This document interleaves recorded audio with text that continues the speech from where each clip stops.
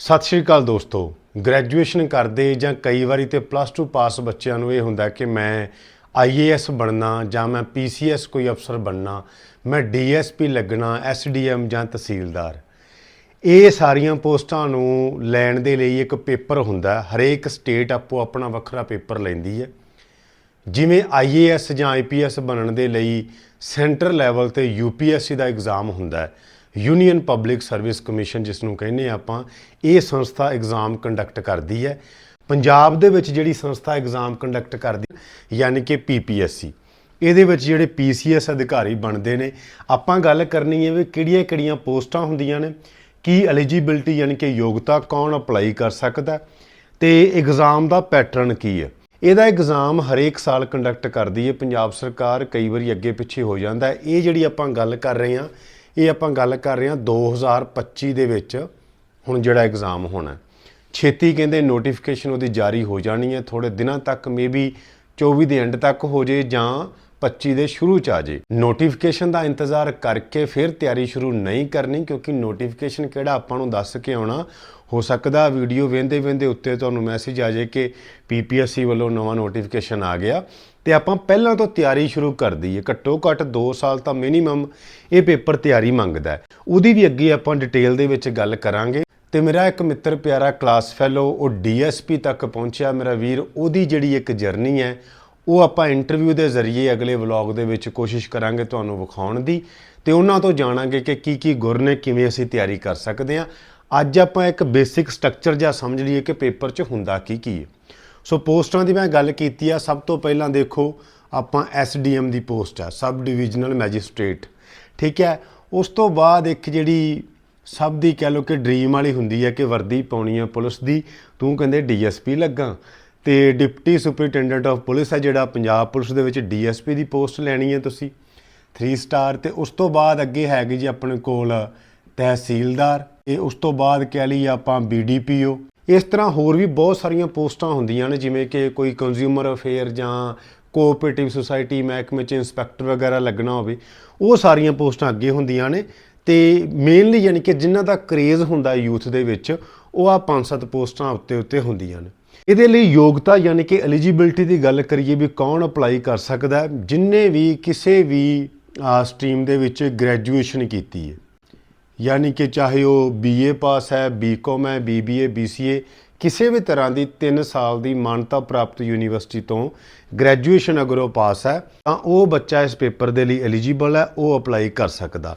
Eligibility के विच अगर आप गल करिए एज की, ये बाकी सारिया पोस्टां लई इक्को जी एज लिमिट है, लेकिन जी DSP की पोस्ट है पुलिस वाली ਜਾਂ कोई भी यानी कि वर्दी वाली पोस्ट है, चाहे वो जेल सुपरिटेंडेंट है, चाहे वो DSP है, ਉਹਦੇ ਲਈ 21 ਤੋਂ 28 ਸਾਲ ਦੀ ਜਿਹੜੀ ਏਜ ਹੋਣੀ ਚਾਹੀਦੀ ਹੈ। ਇਹ ਹੈਗੀ ਹੈ ਜਨਰਲ ਕੈਟਾਗਰੀ ਦੇ ਲਈ। ਤੇ ਜੇ ਗੱਲ ਕਰੀਏ BC ਜਾਂ ਫਿਰ SC ਕੈਟਾਗਰੀ ਦੇ ਲਈ, ਉਹਨਾਂ ਦੇ ਲਈ ਇਹ ਏਜ ਹੋ ਜਾਂਦੀ ਹੈ 33 ਸਾਲ ਤੱਕ ਅਪਰ ਲਿਮਿਟ, ठीक है जी। ये वाली यानी कि रिलैक्सेशन इन्हां च हुंदी है।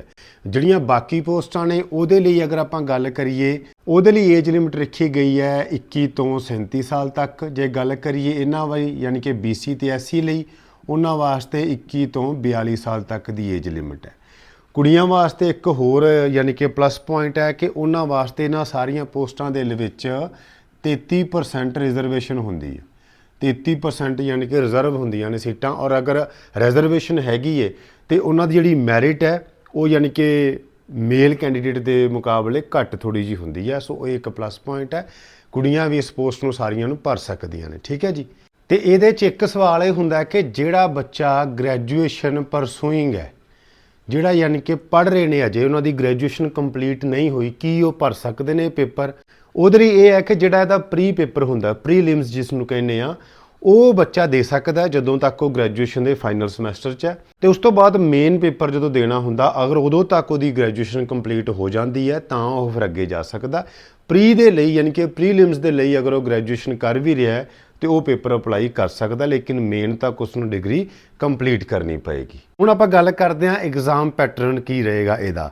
ਇਹਦੇ ਲਈ 3 ਪੇਪਰ ਹੁੰਦੇ ਆ, पेपर 1 2 ਤੇ 3।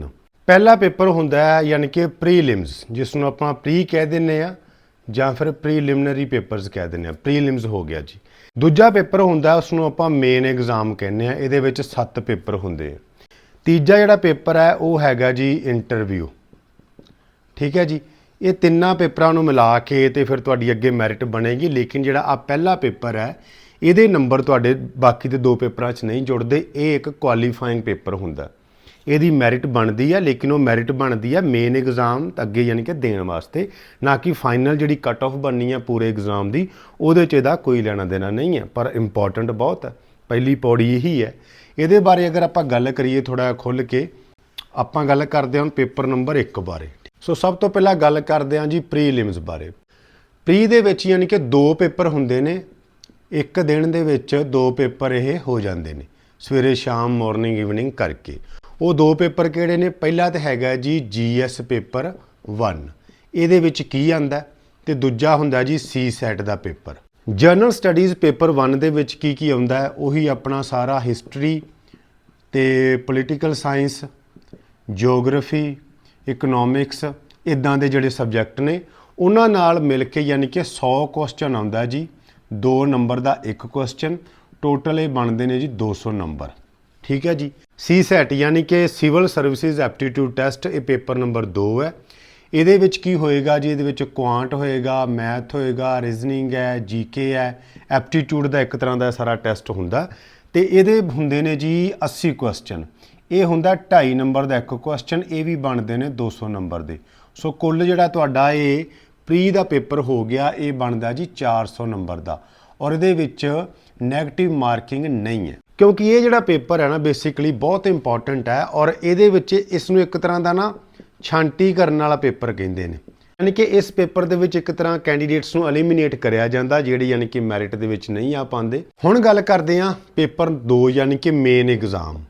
ਮੇਨ ਐਗਜ਼ਾਮ ਦੇ ਵਿੱਚ ਦੋਸਤੋ 7 ਪੇਪਰ ਹੁੰਦੇ ਨੇ। ਉਹ 7 ਪੇਪਰ ਕਿਹੜੇ ਨੇ? ਸਭ ਤੋਂ ਪਹਿਲਾ ਪੇਪਰ ਹੈਗਾ ਜੀ ਪੰਜਾਬੀ ਦਾ ਪੇਪਰ। ਠੀਕ ਹੈ, ਪੰਜਾਬੀ ਔਰ ਇਹ ਕੰਪਲਸਰੀ ਪੇਪਰ ਹੈ, ਸਭ ਨੂੰ ਦੇਣਾ ਪਏਗਾ। ਪੇਪਰ ਨੰਬਰ 2 ਹੈਗਾ ਜੀ ਆਪਣੇ ਕੋਲ ਇੰਗਲਿਸ਼ ਦਾ ਪੇਪਰ। ਠੀਕ ਹੈ, ਇਹ ਦੋਨੋਂ ਲੈਂਗੁਏਜ ਦੇ ਪੇਪਰ ਹੋਗੇ, ਇਹ ਵੀ ਕੰਪਲਸਰੀ ਹੈ, ਇਹ ਵੀ ਸਾਰਿਆਂ ਨੂੰ ਦੇਣਾ ਪਏਗਾ।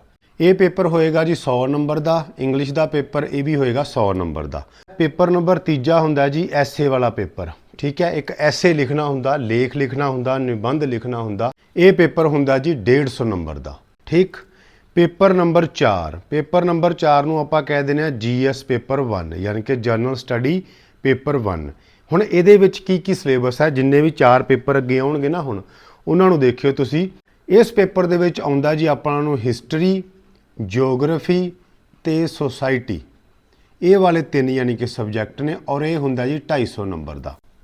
ਉਸ ਤੋਂ ਬਾਅਦ ਪੇਪਰ 5ਵਾਂ, ਉਸ ਨੂੰ ਆਪਾਂ ਕਹਿ ਦਿੰਦੇ ਆ GS ਪੇਪਰ 2। ਇਹਦੇ ਵਿੱਚ ਆਂਦਾ ਜੀ ਇੰਡੀਆ ਦਾ ਆਪਣਾ ਕੌਨਸਟੀਟਿਊਸ਼ਨ, ਉਸ ਤੋਂ ਬਾਅਦ ਜੀ ਗਵਰਨੈਂਸ ਤੇ ਪੋਲਿਟੀ, ਤੇ ਇਸ ਤੋਂ ਬਾਅਦ ਇੰਟਰਨੈਸ਼ਨਲ ਰਿਲੇਸ਼ਨਸ। ਇਹ ਵੀ 250 ਨੰਬਰ ਦਾ ਪੇਪਰ ਯਾਨੀ ਕਿ 250 ਨੰਬਰ ਦਾ ਪੇਪਰ ਇਹ ਹੋ ਗਿਆ। ਉਸ ਤੋਂ ਬਾਅਦ ਪੇਪਰ ਨੰਬਰ 6ਵੇਂ ਪੇਪਰ ਦੇ ਵਿੱਚ ਹੁੰਦਾ ਜੀ GS ਪੇਪਰ 3 ਯਾਨੀ ਕਿ ਜਨਰਲ ਸਟੱਡੀਜ਼ ਪੇਪਰ 3। ਇਹਦੇ ਵਿੱਚ ਆ ਜਾਂਦੀ ਹੈ ਜੀ ਆਪਣੀ ਇਕੋਨੋਮੀ, ਤੇ ਇੱਕ ਆ ਜਾਂਦਾ ਜੀ ਆਪਣਾ ਸਟੈਟਿਸਟਿਕਸ। ਠੀਕ ਹੈ, ਅੰਕੜਾ ਵਿਗਿਆਨ, ਤੇ ਨਾਲ ਆ ਜਾਂਦਾ ਜੀ ਸਿਕਿਉਰਿਟੀ ਇਸ਼ੂਜ਼, ਨੈਸ਼ਨਲ ਇੰਟਰਨੈਸ਼ਨਲ ਜਿਹੜੇ ਹੁੰਦੇ ਨੇ ਇਹ, ਯਾਨੀ ਕਿ GS ਪੇਪਰ 3। ਅੱਗੇ ਪੇਪਰ ਨੰਬਰ 7, ਉਸ ਨੂੰ ਆਪਾਂ ਕਹਿੰਦੇ ਹਾਂ GS paper 4 general studies paper 4। ਇਹਦੇ ਵਿੱਚ ਕਿਹੜੇ ਸਬਜੈਕਟ ਆਉਂਦੇ ਨੇ? ਇਹਦੇ ਵਿੱਚ ਆਪਣਾ ਆ ਗਿਆ ਸਾਇੰਸ ਐਂਡ ਟੈਕਨੋਲੋਜੀ ਤੇ ਐਨਵਾਇਰਨਮੈਂਟ ਆ ਗਿਆ ਇਹਦੇ ਵਿੱਚ ਯਾਨੀ ਕਿ ਆਪਾਂ ਨੂੰ ਆ ਗਿਆ ਪ੍ਰੋਬਲਮ ਸੋਲਵਿੰਗ ਤੇ ਡਿਸੀਜਨ ਮੇਕਿੰਗ। ਇਹਦੇ ਰਿਗਾਰਡਿੰਗ ਯਾਨੀ ਕਿ ਕੁਐਸਚਨ ਪੁੱਛੇ ਜਾਂਦੇ ਨੇ। ਇਹ ਹੋ ਗਏ ਆਪਣੇ ਮੇਨ ਦੇ 7 ਪੇਪਰ। ਇਹਨਾਂ ਸਾਰੇ ਪੇਪਰਾਂ ਦਾ ਜਿਹੜਾ ਟਾਈਮ ਹੈ ਉਹ ਯਾਨੀ ਕਿ 3 ਘੰਟੇ ਹੈ। ਹਰੇਕ ਪੇਪਰ ਨੂੰ 3 ਘੰਟੇ 'ਚ ਤੁਸੀਂ ਕਰਨਾ ਹੁੰਦਾ ਇਕੱਲੇ ਪੇਪਰ ਨੂੰ, ਔਰ ਇਹ 4 ਤੋਂ 5 ਦਿਨ ਯਾਨੀ ਕਿ ਇਹ ਪੇਪਰ ਚੱਲਦੇ ਆ। ਠੀਕ ਹੈ ਜੀ। ਸੋ ਇਹ ਸਾਰੇ ਪੇਪਰਾਂ ਨੂੰ ਮਿਲਾ ਕੇ ਜੀ ਫਿਰ ਇਹਨਾਂ ਦਾ ਰਿਜ਼ਲਟ ਆਉਂਦਾ, ਮੈਰਿਟ ਬਣਦੀ ਹੈ, ਔਰ ਉਸ ਤੋਂ ਬਾਅਦ ਬੁਲਾਏ ਜਾਂਦੇ ਨੇ ਕੈਂਡੀਡੇਟ ਪੇਪਰ ਨੰਬਰ 3 ਕਹਿ ਲਈਏ, ਜਿਸ ਨੂੰ ਕਹਿੰਦੇ ਆ ਜੀ ਇੰਟਰਵਿਊ। ਠੀਕ ਹੈ ਜੀ। ਇਸ ਨੂੰ ਇੰਟਰਵਿਊ ਕਮ ਪਰਸਨੈਲਿਟੀ ਟੈਸਟ ਵੀ ਕਹਿ ਦਿੰਦੇ ਆ ਕਿ ਤੁਹਾਡਾ ਵਿਅਕਤੀਤਵ, ਤੁਹਾਡੀ ਡਿਸੀਜਨ ਮੇਕਿੰਗ ਐਬਿਲਿਟੀ ਹੈ, ਜਿਸ ਜੌਬ ਦੇ ਲਈ, ਜਿਸ ਪੋਸਟ ਦੇ ਲਈ ਤੁਸੀਂ ਯਾਨੀ ਕਿ ਆਰਡਰ ਵਾਈਜ਼ ਅਪਲਾਈ ਕੀਤਾ, ਉਹਦੇ ਬਾਰੇ ਜਾਣਨਾ ਕਿ ਤੁਸੀਂ ਕਿਸ ਕੰਡੀਸ਼ਨ 'ਚ ਕਿੱਦਾਂ ਦੇ ਫੈਸਲੇ ਲੈਂਦੇ ਹੋ। ਸੋ ਤੁਹਾਨੂੰ ਸਵਾਲ ਜਵਾਬ ਕਰਕੇ ਹੀ ਤੁਹਾਡੀ ਪਰਸਨੈਲਿਟੀ ਨੂੰ ਜੱਜ ਕਰ ਲਿਆ ਜਾਂਦਾ ਹੈ। ਬੜੇ ਤਜਰਬੇ ਵਾਲੇ ਬੰਦੇ ਬੈਠੇ ਹੁੰਦੇ ਨੇ ਇੰਟਰਵਿਊ ਦੇ ਵਿੱਚ। ਸੋ ਜਿਹੜਾ ਇੰਟਰਵਿਊ ਹੈ ਇਹ ਹੁੰਦਾ ਜੀ 150 ਨੰਬਰ ਦਾ। ਸੋ ਟੋਟਲ ਇਹ ਸਾਰਾ ਮਿਲਾ ਕੇ ਇਹ ਬਣਦਾ ਜੀ ਆਪਣਾ 1500 ਨੰਬਰ ਦਾ ਮੇਨ ਪਲੱਸ ਇੰਟਰਵਿਊ। ਇਹਦੇ ਵਿੱਚੋਂ ਫਿਰ ਨੰਬਰ ਆਉਂਦੇ ਨੇ, ਮੈਰਿਟ ਬਣਦੀ ਹੈ, ਕੱਟ ਆਫ ਜਾਂਦੀ ਹੈ, ਜਿਸ ਹਿਸਾਬ ਨਾਲ ਪੋਸਟਾਂ ਹੁੰਦੀਆਂ ਨੇ, ਜਿਸ ਹਿਸਾਬ ਨਾਲ ਕੈਂਡੀਡੇਟਸ ਨੇ ਅਪਲਾਈ ਕੀਤਾ ਹੁੰਦਾ। ਅੱਗੇ ਗੱਲ ਕਰਦੇ ਹਾਂ ਕਿ ਕਿੰਨੀਆਂ ਅਟੈਂਪਟਸ ਹੁੰਦੀਆਂ ਨੇ, ਕਿਸ ਕੈਟਾਗਰੀ ਦੇ ਲਈ ਕਿੰਨੀਆਂ ਅਟੈਂਪਟਸ ਕੋਈ ਬੱਚਾ ਕਰ ਸਕਦਾ ਹੈ। ਜਨਰਲ ਕੈਟਾਗਰੀ ਦੇ ਲਈ 6 ਵਾਰ ਤੁਸੀਂ ਪੇਪਰ ਦੇ ਸਕਦੇ ਹੋ। BC ਕੈਟਾਗਰੀ ਦੇ ਲਈ 9 ਵਾਰ ਪੇਪਰ ਦਿੱਤਾ ਜਾ ਸਕਦਾ ਹੈ। SC ਕੈਟਾਗਰੀ ਨੂੰ ਬਹੁਤ ਮੌਜਾਂ ਨੇ, ਸਰਕਾਰ ਨੇ ਵਧੀਆ ਚਲੋ ਦਿੱਤਾ ਹੈ, ਇਹਦੇ ਲਈ ਅਨਲਿਮਿਟਿਡ ਅਟੈਂਪਟਸ ਨੇ, ਜਿੰਨੀਆਂ ਮਰਜ਼ੀ ਤੁਸੀਂ ਅਟੈਂਪਟਸ ਦੇ ਲਓ। SC ਕੈਟਾਗਰੀ ਦੇ ਲਈ ਜਿਹੜਾ ਯਾਨੀ ਕਿ ਐਕਸ ਸਰਵਿਸਮੈਨ ਹੈ ਉਹ ਯਾਨੀ ਕਿ 4 ਅਟੈਂਪਟ ਦੇ ਸਕਦਾ। ਸੋ ਇਸ ਗੱਲ ਨੂੰ ਧਿਆਨ 'ਚ ਰੱਖਣਾ। ਪਹਿਲੀ ਵਾਰੀ ਅਗਰ ਤੁਸੀਂ ਪੇਪਰ ਦੇਣਾ ਤਾਂ ਸਿਰਫ ਇਹ ਵੇਖਣ ਲਈ ਨਹੀਂ ਦੇਣਾ ਕਿ ਪੇਪਰ ਹੁੰਦਾ ਕਿਵੇਂ ਦਾ, ਘੱਟੋ ਘੱਟ 1 ਸਾਲ ਤਿਆਰੀ ਕਰਕੇ ਫਿਰ ਤੁਹਾਡੀ ਯਾਨੀ ਕਿ ਬਣਦੀ ਹੈ ਪਹਿਲੀ ਅਟੈਂਪਟ ਦੇਣੀ। ਬਾਕੀ ਤੁਹਾਡੀ ਮਰਜ਼ੀ ਹੈ ਭਾਈ, ਜਿਵੇਂ ਤੁਸੀਂ ਕਰਨਾ ਚਾਹੁੰਦੇ ਹੋ। ਸੋ ਇਹ ਸੀ ਇੱਕ ਬੇਸਿਕ ਰੂਪਰੇਖਾ ਪੰਜਾਬ ਪਬਲਿਕ ਸਰਵਿਸ ਕਮਿਸ਼ਨ ਦੀ। PCS ਦੇ ਜਿਹੜੇ ਪੇਪਰ ਹੁੰਦੇ ਨੇ, ਵੱਡੇ ਵੱਡੇ ਅਧਿਕਾਰੀ, ਲਾਲ ਬੱਤੀ ਵਾਲੀ ਗੱਡੀ, ਹਰੇ ਪੈਨ, ਗਜ਼ਟਡ ਅਫੀਸਰ, ਪੂਰਾ ਯਾਨੀ ਕਿ ਵਧੀਆ ਰੁਤਬਾ, ਲੇਕਿਨ ਉਹਦੇ ਲਈ ਮਿਹਨਤ ਵੇਖ ਲਓ ਕਿੰਨੀ ਕਰਨੀ ਪੈਂਦੀ ਹੈ। ਅਗਲੀ ਵੀਡੀਓ 'ਚ ਆਪਾਂ ਗੱਲ ਕਰਾਂਗੇ ਕਿ ਇਹਨਾਂ ਪੋਸਟਾਂ ਦੀ ਤਿਆਰੀ ਦੇ ਲਈ ਸਿਲੇਬਸ ਆਪਾਂ ਕਿੱਥੋਂ ਪੜ੍ਹ ਸਕਦੇ ਹਾਂ, ਕਿੱਦਾਂ ਤਿਆਰੀ ਕਰ ਸਕਦੇ ਹਾਂ, ਕੋਚਿੰਗ ਕਿੱਥੋਂ ਲੈ ਸਕਦੇ ਹਾਂ, ਉਹ ਸਾਰਾ ਆਪਾਂ ਅੱਗੇ ਵੀਡੀਓ 'ਚ ਜਾਣਾਂਗੇ। ਵੀਡੀਓ ਚੰਗੀ ਲੱਗੀ ਸ਼ੇਅਰ ਕਰ ਦਿਓ ਆਪਣੇ ਦੋਸਤਾਂ ਤੱਕ, ਤਾਂ ਕਿ ਥੋੜਾ ਜਿਹਾ ਬੇਸਿਕ ਰੂਪਰੇਖਾ ਜਿਹੜੀ PPSC ਦੀ ਉਹ ਜਾਣ ਸਕਣ। ਬਹੁਤ ਬਹੁਤ ਮਿਹਰਬਾਨੀ।